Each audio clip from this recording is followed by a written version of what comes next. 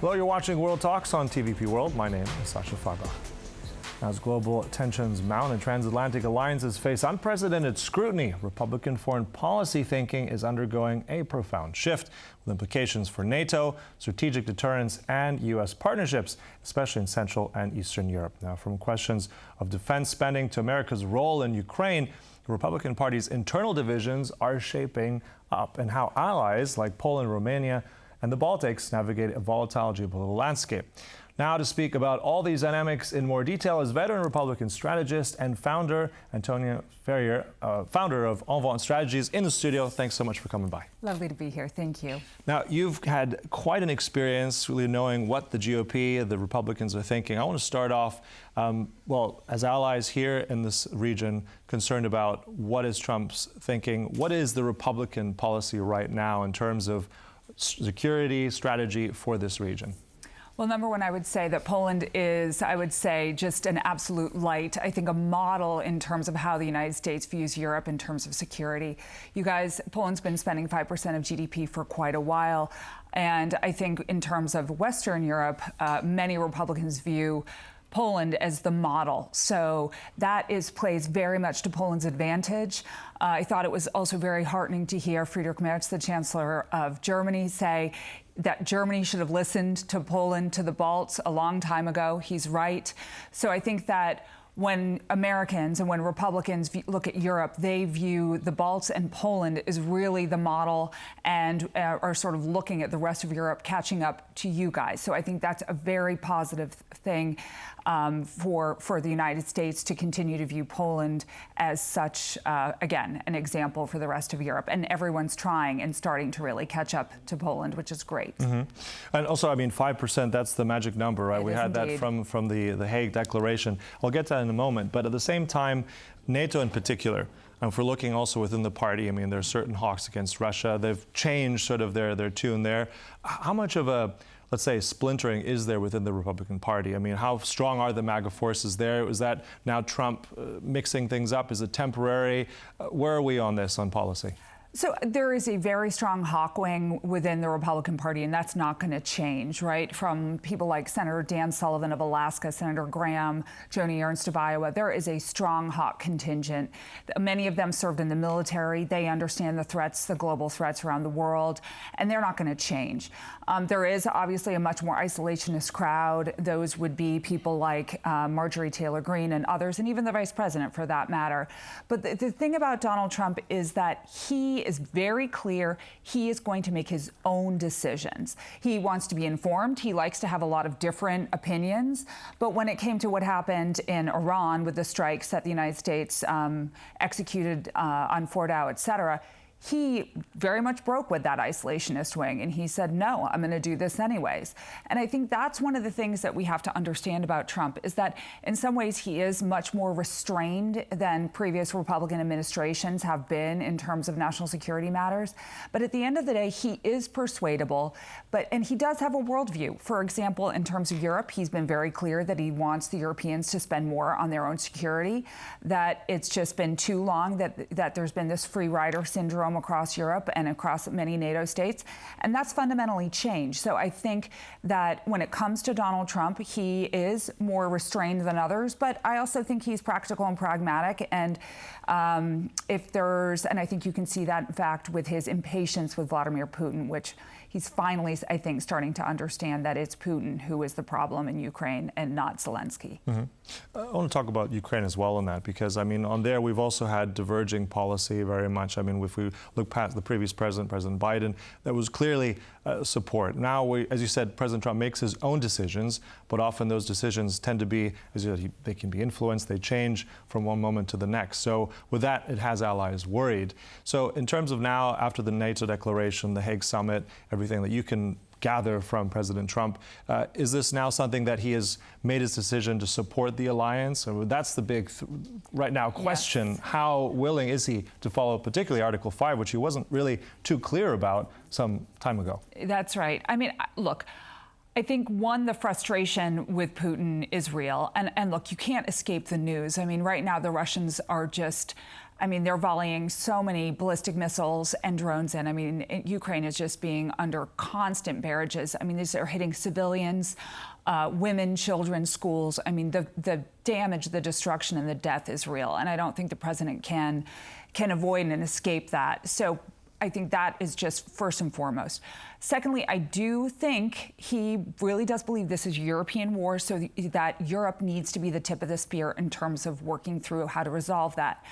I think there's a little bit of a dynamic within the United States about that, because there are some really big disadvantages for the United States pulling out of, say, Europe. And I don't think that's happening. I want to be very clear. I think that's very much overstated.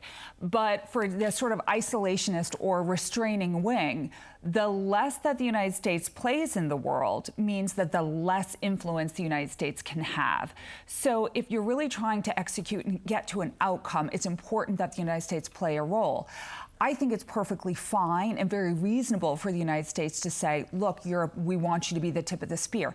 However, the United States, we have the largest military in the world. We have a Navy that's in the Pacific, in the Middle East, that's in the Atlantic. We are everywhere. So there are just, from a capabilities perspective, the United States is needed. For example, on the Patriot systems, Zelensky's been very clear he needs more, and his country needs more air defense systems. He's willing to buy them as well. He wants, yes, exactly. There is, and I think the president has said he is talking to the Israelis about refurbishing some of theirs and sending them to Ukraine. That is an important shift. I think I understand the frustration that many Ukrainians feel of the reality at hand as their country is being, bombarded, as we've already talked about. But it's taken Trump a little while to get here. Now, I understand that frustration, but the president is going to do what the president's going to do. And I hope that he gets to a point where, beyond even in giving over some Patriot systems to Ukraine, that there is some decisions to supply greater and further military support to the Ukrainians. So I think basically the bottom line is that Europe and Poland should expect a more restrained American approach in terms of Europe, with Europeans having to take the lead. I think that's a good thing, by the way. I think it's very healthy for Europe to take control of its own destiny and not need the United States as much as it has.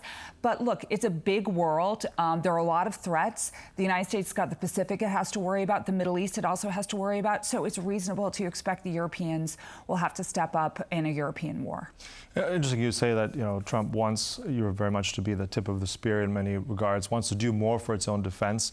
At the same time, Europe is still heavily dependent on a lot of contracts, a lot of military hardware, and Poland has very much led that as well, with a lot of new modernization. Thank you for buying our weapon systems. But therein comes the question. At the same time, America wants Europe to do more. We have the European Union now, for the first time in its history, building up more capacities, investing in rearming EU, 800 billion euros. So isn't that an interesting shift there? Because that removes actually a large part of business and connectivity with the United States. So is that really what Trump is after, or does he want Europe to buy more simply rather than do more on its own? Well, I think he's a very transactional man and he's a businessman. So I expect that he would like you all to keep buying American. Look, I think there's ways that it can be both. I think looking at Poland, look, you're beyond even spending the 5% that you guys are spending on defense. This is an incredibly entrepreneurial country. Your economy over 30 years has grown and grown and grown. So I think there can be a mix, right? There are just certain American capabilities and capacity questions that we can do much more quickly than something that Europe could stand up. So, but I think it's very healthy and good. I'm a good free market capitalist here, where you guys should compete with us. You should push the envelope. So I think in the short to midterm, you all are probably going to have to buy American, and that's fine. But fostering and building your own defense industrial base, fostering competition, entrepreneurship, technologies, I think is very healthy and very important for Europe, and not just on a defense capacity basis, but also just broadly speaking for your economic revival as well. When I look at your Western neighbor of Germany, it's been in recession for 3 years. It needs to get its act together. In some ways, maybe Poland should be a bit of a model for the Germans, but to succeed, you guys need to sort of unleash that sort of your own private sector, your own entrepreneurship.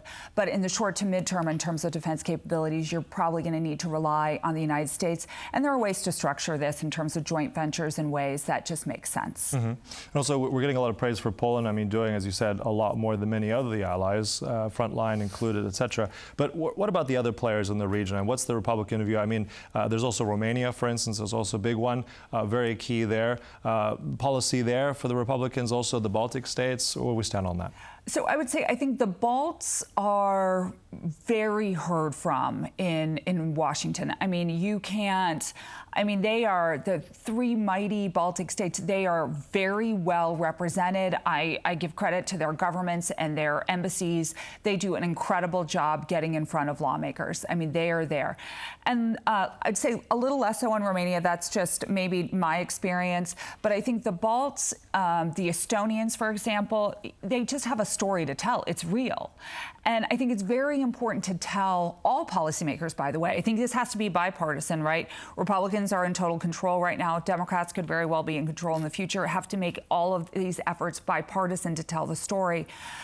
But it's hard for a lot of Americans, right, to understand what the threat is. I mean, we're so far away. We have a massive country. Canada's our northern border, surrounded by the Atlantic, the Gulf of America, and the Pacific, and Mexico to the south. We don't understand what it's like to live with a Russian threat. I mean, you have this massive border with Belarus, the Balts with Russia itself. We don't understand. So to go in and explain what is happening and what your shared experience was like for the Balts Soviet occupation and our communist rule, it is very important to tell that story because Americans just don't understand. Now, the Washington Post has called you a messaging guru for the Republicans. But I'm just curious on that, just one quick thing at the end. You said that the Balts, especially Estonia, Lithuania, they're very powerful in messaging. How does that compare with, let's say, Poland's role also in D.C.? Oh, well, I should also, you guys have an incredible embassy. You are everywhere. You do an incredible job. So I would really say the Balts and Poland are really the tip of the spear in terms of educating and making the case. And so keep doing it. Your country is incredible, and we in the United States value you very much. Well, it sounds like we're being heard, as you said. Look, and thank you also for hearing your voice today. Really appreciate it. Thank Antonia, you so much, Sasha. Thank you so much for coming by. Thank you. Appreciate it. And thank you for watching. That concludes World Talks, but stay tuned. Much more come up right here on TVP World. Goodbye.